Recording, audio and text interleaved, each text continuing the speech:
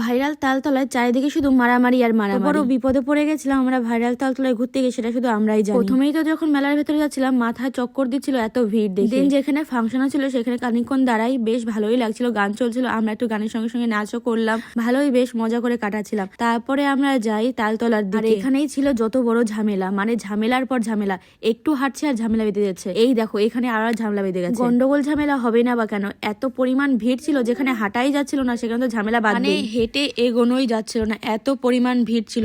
এত ভিড় আমি সচরাচর কোনো মেলাতেই দেখিনি। এটা যে তালতলার মেলা হচ্ছে বোঝা যাচ্ছিল না, মনে হচ্ছিল মহাকুম্ভের মেলা এসেছে। শেষমেশ লোকজন রাস্তায় জায়গা না পেয়ে মাঠে নেমে যাচ্ছিল। আর এখানে দেখো মাঠের ফুল চাষিদের কত বড় ক্ষতি হয়ে যাচ্ছে। যখনই মাঠের চাষিরা প্রতিরোধ করতে গেল তখনই তাদের মারধর করছে। আর এখানে গিয়ে সব থেকে খারাপ ব্যাপার যেটা লাগলো, এখানে যেখানে সেখানে মারামারি গন্ডগোল বেঁধেই যাচ্ছে। এখানে এমন কেউ ছিল না যে এসে এই মারামারি আটকাবে। সময়ের সঙ্গে সঙ্গে এখানে আরো ভিড় বাড়ছিল, তার সঙ্গে সঙ্গে জোরালো হচ্ছিল গন্ডগোল ঝামেলা। আচ্ছা তোমরা কে কে সেদিনকে ভাইরাল তালতলায় গেছিলে একটু কমেন্ট বক্সে জানাও তো।